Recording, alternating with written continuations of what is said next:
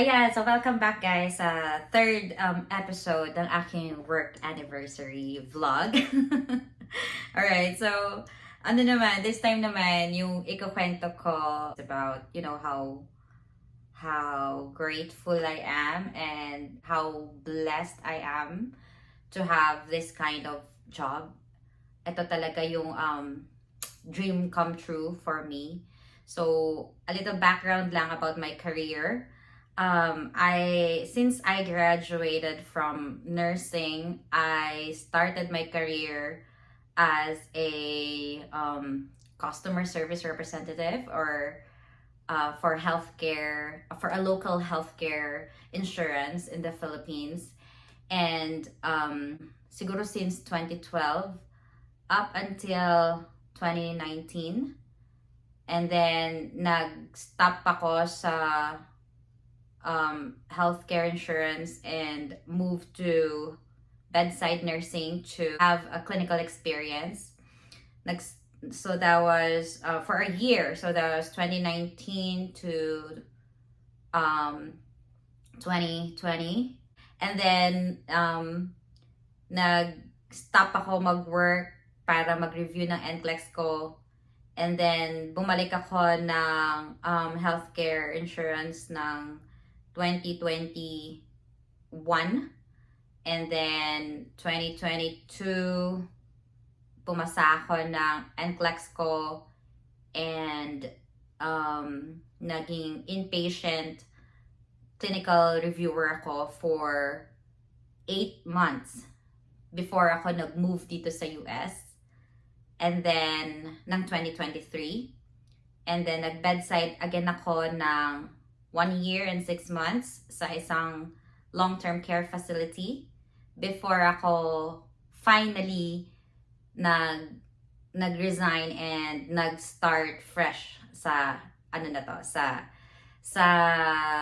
sa work ko na to. So, unang-una, kaya ko siya talaga parang goal talaga na magkaroon ng work from home na job kasi looking back sa career ko for the past like mga 8 or siguro almost 9 years na nasa utilization management ako na type of job sa Philippines. Halos lahat ng years na yon nagtatrabaho ako ng night shift. Kasi syempre kapag nasa Philippines, kapag gabi doon, kapag umaga dito. So yun pa lang talaga, yun talaga yung ano sa akin eh. Yun talaga yung I consider it as blessing talaga. Kasi for the past year, maayos na talaga ang tulog ko. Nagtatrabaho ako ng 9 to 5 job. Gising ako sa umaga, tulog ako sa gabi. So it's really, I really can feel yung parang, yung parang feeling normal ako na, and yung siguro sa ano na din, sa health na din, I value my health more the more that I age. Kapag tumatanda pala, ganun pala yun, parang mas pinaprioritize ko talaga yung health ko ngayon over the compensation. Kasi syempre, di ba, kapag nurse ka, mas malaki ang sahod kapag ka nasa hospital. And dahil sa night differential, di ba? Pero at the same time, kapag ka long term naman yung inisip mo, hindi din naman healthy kung all your life magtatrabaho ka ng night shift. Kasi iba talaga yung feeling of being drained kapag nagtatrabaho ng night shift. At least for me, I'm speaking for my personal experience. Iba yung level ng pagod ko nung nagtatrabaho ko bilang nurse. Kahit na kung tutuusin, 3 days lang naman yung work ng nurse for kapag ka 12-hour yung shift, 'di ba? So sa isang linggo, 3 days ka lang nagwo-work. Pero yung level of pagod ko is sobrang parang 3 times yung pagod ko kesa yung nung nag-transition na ako sa work from home. And yun nga, siguro kasi syempre yung ano ko din, yung yung strength ko din kasi sa type of work is ano talaga, parang office style talaga compared to a bedside setting. Kaya din siguro talaga ako mas pagod na pagod, mas drained kapag sa hospital. Well, anyway, yun talaga siguro yung major na pinagpapasalamat ko sa Panginoon na binigyan niya ako ng permanent na job na work from home na talaga. So, ayun, secondly, yung grateful din ako sa mga iba pang mga benefits. Ang dami talaga akong benefits as a work from home. Pero sabihin ko lang yung mga naging favorites ko talaga for the past year. Yung flexibility ng schedule. Grabe yung binibigay na flexibility ng schedule as a remote nurse. So, bigyan ko na lang kayo ng example sa recent trip ko with my cousins. Nagbakasyon ako for 5 days.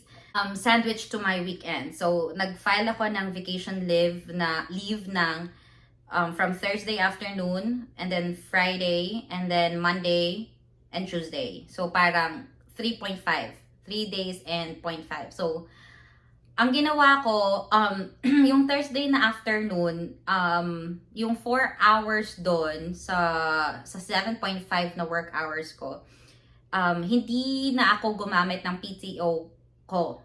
Kasi nga, wala na akong PTO. So, ang ginawa ko, nag-request ako ng flexibility sa schedule ko for that work week.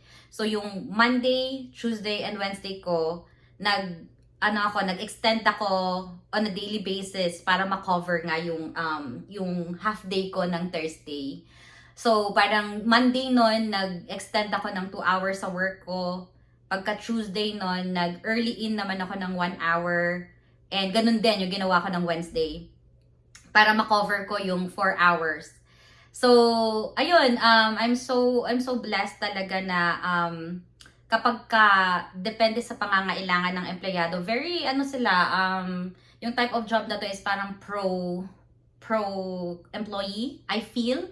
Kasi parang whatever works, kung pwede na ba magawa ng paraan, nagagawa ng paraan. Kasi so technically, hindi maapektuhan yung workload kasi kahit na mag-request ako ng early log out o kumbaga nag-early, mag-half day ako, na-cover ko pa rin yung 40 hours na work week.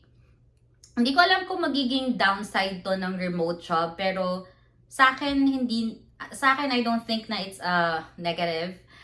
Pero sa account namin, strictly no overtime kami. So, dapat fix yung sweldo ko na sa buong 1 week, 40 hours lang. Sa buong pay period, every 2 weeks, dapat 80 hours lang. Specific yon. So, if ever magkaroon kami ng parang error sa, halimbawa, nagka-issue kami sa system and then nagka-problema kami sa pag-log in, sa pag-log out ng lunch break or whatever, magre-request lang kami sa supervisor namin for correction para lang matama niya na specific na 80 hours lang kami for the work for every pay period. So, it's really nice kasi another benefit is kasi yung kapag 8 hours lang a day, magkakaroon ka talaga ng time after work. Yung parang mafe-feel mo talaga na may work-life balance ka kasi like ngayon, lately, ano ka na kapag maganda yung weather, nakakapag-walk ako outside. Kasi, syempre, yung tendency kapag naka-remote job, nandito lang ako buong araw sa office ko. Like, buong 8 hours of my time, nandito lang ako sa loob ng bahay. So, I make it to a point na kapag maganda yung weather, lumalabas ako and nag-walk ako outside. Kasi iba talaga yung benefit din ng nature na makakita ka din ng ibang tao, 'di ba? Para hindi ka lang magmukmuk sa bahay all the time. And yun, nagagawa ko din yung other things after my shift, like mag-visit din ng friends. So, minsan pumupunta ako sa friend ko sa kapitbahay ko kapag may get together or like chika or whatever. Sobrang sarap lang sa feeling na I really have like, a lot of extra time after my work. So, I'm single, wala pa akong family, so I really have like all the time in the world every after shift ko. So, nakakatuwa. And siguro yung next kong i-share siguro na favorite ko pa is yung pag-travel ko and yung pag-work ko ng pagdala ko ng laptop ko. So, it's a really advantage for me kasi nagawa ko na siya siguro for this year mga twice ko lang ba nagawa?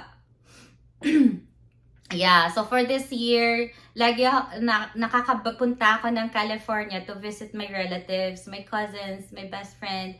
And dinadala ko lang yung laptop ko with me. Nagpapaalam lang ako sa supervisor ko if I can like change my time zone to California time zone for 2 weeks. So habang sa sa work week, nagtatrabaho ako, and then pagka weekends, I spend quality time with my friends and family. So sobrang grateful. Basta dapat within the States. Bawal dalhin sa Pilipinas. Bawal iuwi sa Pilipinas or any country outside the States.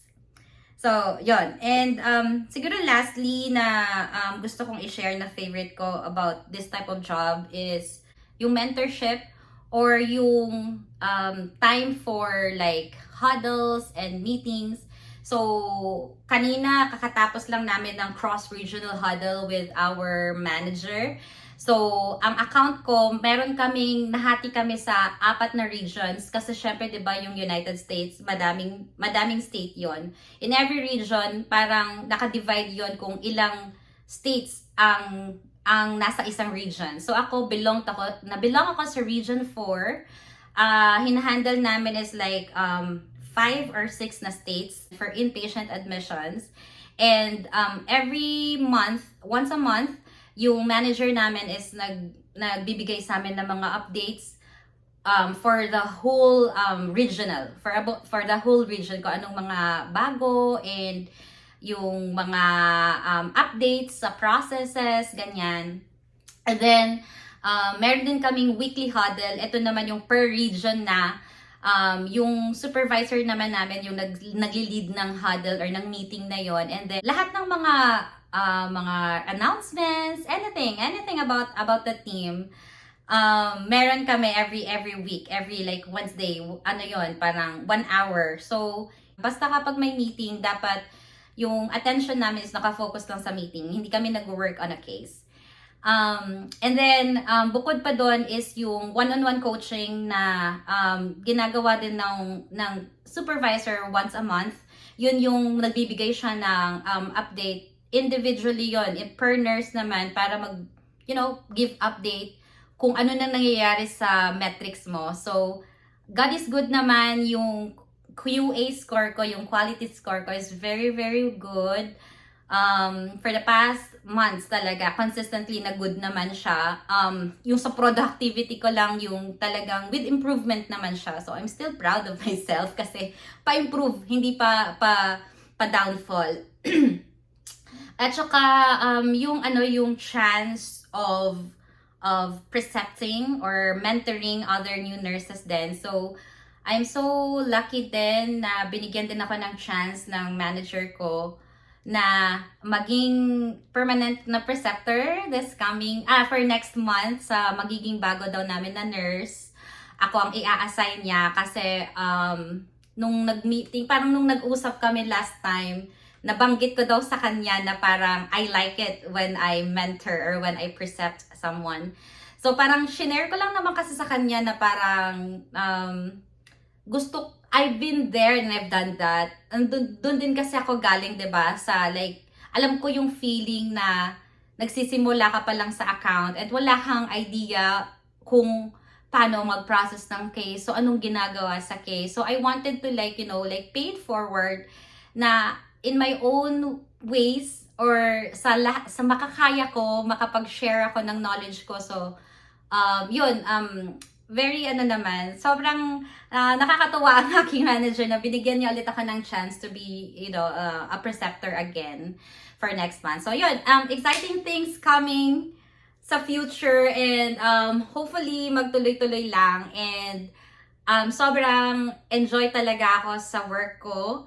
And I hope guys na sa mga alam ko meron pa rin may mga nagme-message sa akin about kung worth it ba yung course ni Marie, kung okay ba yung work ng remote. Yes, okay talaga yung work ng remote personally, kasi I think magiging more productive ka kapag you're working remote.